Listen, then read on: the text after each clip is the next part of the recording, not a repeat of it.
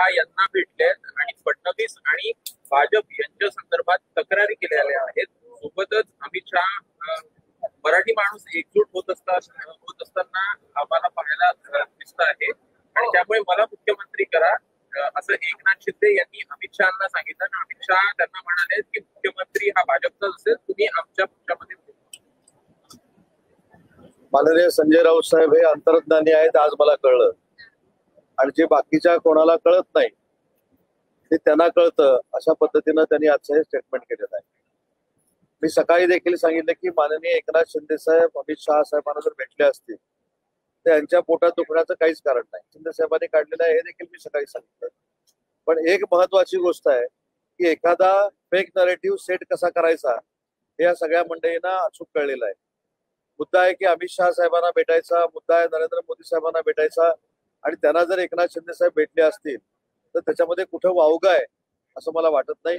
दुसरी महत्वाची गोष्ट की ज्या पद्धतीनं मुख्यमंत्री पदासाठी एकनाथ शिंदे साहेब भेटले हे सांगण्याचा काही केविलवाणा प्रयत्न काही लोक जे करतायत त्यांना हे देखील मला सांगायचं आहे की पहिलं मुख्यमंत्री व्हायला कुवत देखील असावी लागते, धमक देखील असावी लागते. नुसतं बोलून काय होत नाही.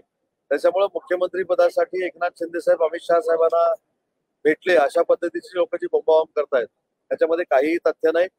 मुद्दा असा आहे की दिल्लीला गेल्यानंतर महाराष्ट्राच्या विकासाच्या संदर्भात देखील चर्चा झालेली आहे, आणि महत्वाचा मुद्दा असा आहे की या सगळ्या याच्यामध्ये गेली 3 वर्ष माननीय एकनाथ शिंदे साहेबांना टार्गेट करून त्यांची बदनामी करण्याचा डाव काही लोकांनी जो आखलेला आहे त्याच्यातलाच हा एक भाग आहे. आणि सुरुवातीला सांगितलं, सकाळी देखील मी सांगितलं की माननीय एकनाथ शिंदे साहेबांनी जो उठाव केला त्याच्यात जी जखम झाली ती विधानसभेच्या निवडणुकीच्या निमित्तानं त्यांची जखम वाढली. आणि ती कशामुळे वाढली तर महाराष्ट्रातल्या जनतेने एकनाथ शिंदे साहेबांचं नेतृत्व सर्व मान्य केलं. वंदनीय बाळासाहेबांचा विचार पुढे घेऊन जाणारं नेतृत्व हे एकनाथ शिंदे साहेबांचं आहे, शिक्कामोर्तब झालं. म्हणूनच 80 पैकी 60 जागा आमच्या जिंकलेल्या आहेत. आणि त्याचा पोटसूळ, त्याची पोटदुखी ही सगळ्यांनाच आहे, आणि त्याच्यातनं शिंदे साहेबांना बदनाम करण्याचा केविलवाणा प्रयत्न. आमच्या आमदारांना कुठेतरी नोटीस पाठवल्या जात आहेत आणि त्यामुळे एकनाथ शिंदे हे भेटले असं हे अमित शहाना ते सांगतात. काय ते मिलिंद नार्वेकर साहेबांबरोबर कुठच्या पत्रकारांना जायचं, कुणी नाही जायचं, या पत्रकारांचा लोकशाहीतला एक भाग आहे. आता मिलिंद नार्वेकर पत्रकारांना घेऊन जर विधान परिषदेमध्ये गेले असतील ते मात्र मी बघेन, पण सध्या तर कुठे गेलेत मला माहित नाही.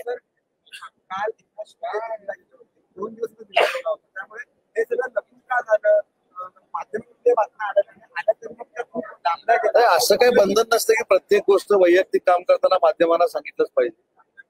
कारण विरोधक टीका करतो, विरोधक टीका हे अजून 25 वर्ष करणार आहेत.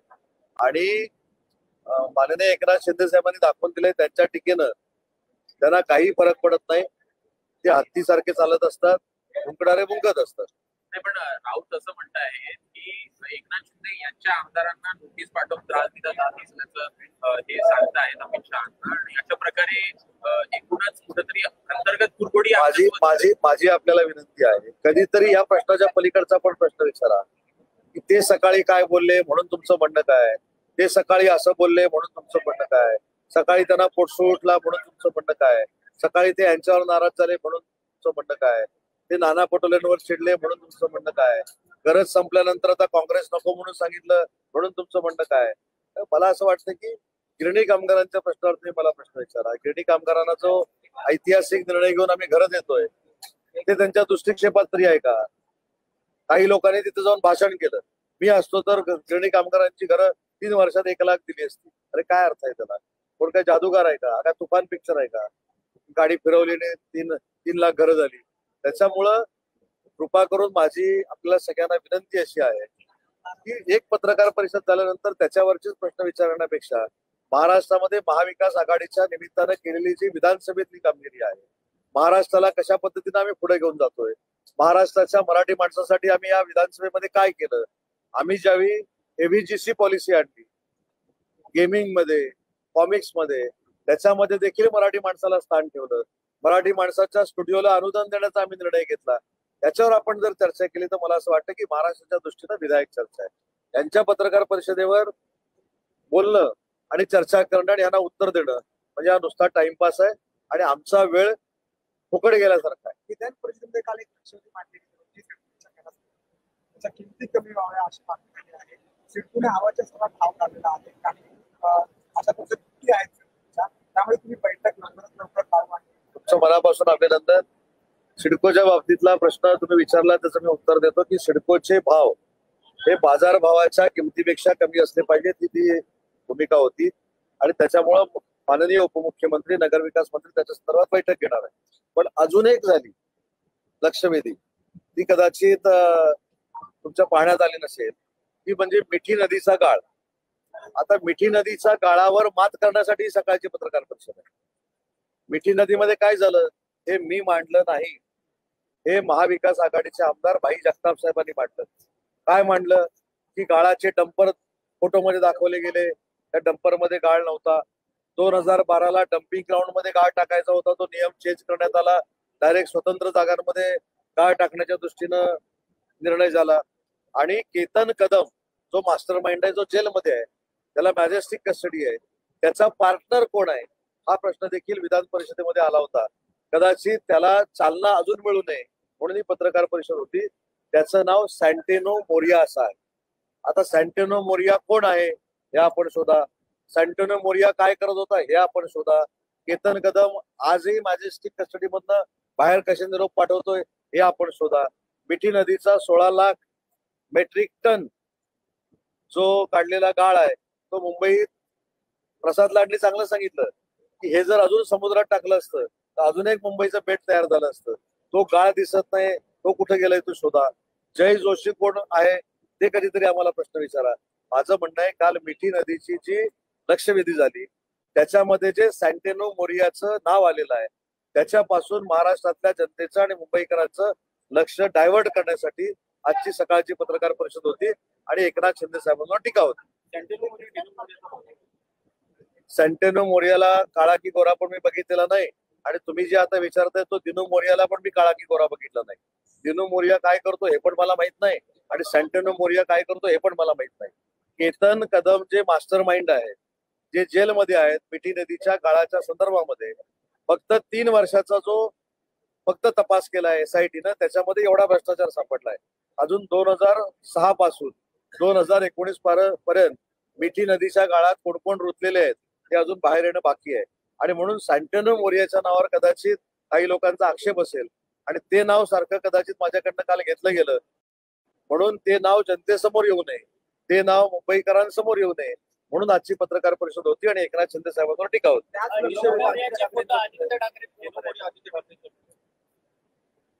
आदित्यजींचा मित्र दिनू मोरिया आहे की नाही मला माहित नाही. कोणी कोणाबरोबर मैत्री करावी त्याच्यासाठी माझं बंधन असण्याचं काय आवश्यक नाही. जसं त्यांचं असतं की राजसाहेबांनी एकनाथ शिंदे साहेबांबरोबर बोलू नये, राजसाहेबांनी देवेंद्रजींशी बोलू नये, राजसाहेबांनी दिल्लीशी चर्चा करू नये, हे सगळे ज्या गोष्टी आहेत त्या त्यांच्या असतात. कुणी कोणाबरोबर मैत्री करावी, कुणी कोणावर वैयक्तिक लाईफ मध्ये जेवायला जावं हा प्रत्येकाचा वैयक्तिक प्रश्न आहे. त्याच्यावर मला टीका कर. केतन कदमच्या बाबतीमध्ये बोलतोय मिठी नदीचा गाळ काढण्यामध्ये जो जेलमध्ये आहे त्याचा पार्टनर बरा केतन कदम करतो काय हे देखील आपल्याला माहिती असलं पाहिजे. केतन कदमचे नाईट क्लब होते. केतन कदमचे नाईट क्लब तो जेलमध्ये गेल्यानंतर बंद झाले. केतन कदमची मयूष नावाची एक हॉटेलची चेन आहे, ती देखील काल मी लक्षवेधीमध्ये सांगितले की याच्यामध्ये अनधिकृत काय असेल आणि अनैतिक काय असेल ते तातडीनं SIT-नं याच्यामध्ये लक्ष घातलं पाहिजे. बरा गाळा संदर्भातलाच फक्त प्रश्न आहे का तर नाही, त्याच्यामध्ये अजून 1500 कोटी रुपयाची जी कामं केलेली आहेत त्याचा देखील प्रश्न आहे.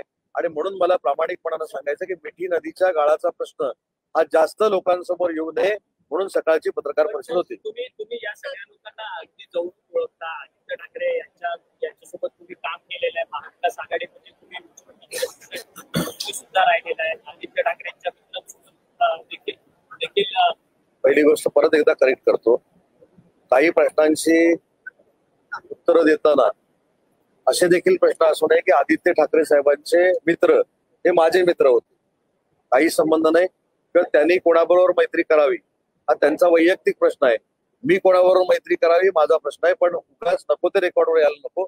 आदित्यजींचे जे मित्र होते त्यांच्याबरोबर माझा संबंध होता, माझी मैत्री होती, हा प्रश्नच साफ चुकीचा आहे आणि त्याला मला उत्तर देखील द्यायचं नाही. पण एक देखील सांगतो, वैयक्तिक आयुष्यामध्ये प्रत्येकानं काय करावं हा प्रत्येकाचा तर वैयक्तिक. त्याच लक्षवेधीमध्ये ठाकरे गटाचे आमदार अकबर अभ्यंकर देखील मागणी केली की त्या सर्व प्रकरणाची पारदर्शक चौकशी व्हावी, A to Z चौकशी व्हावी. मग स्थायी समिती असेल किंवा महापोलिसचे अधिकारी असतील, इनडायरेक्टली कुठेतरी बोट शिवसेनेकडे होता की जेव्हा स्थायी समितीचे लोक होते तर तुमच्याकडे आहे, त्यामुळे पारदर्शक चौकशी. काय झालंय सध्या की आपल्यामधल्या देखील काही लोकांना एखादी टीका झाली की शिंदे साहेबांकडेच बोट आहे असं होतं. त्यांनी सांगितलं की पारदर्शकपणानं त्याची इन्क्वायरी झाली पाहिजे.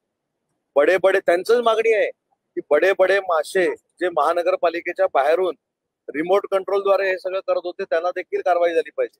ही अनिल परब साहेबांची मागणी आहे, माझी नाही, आणि ती आम्ही मान्य केली.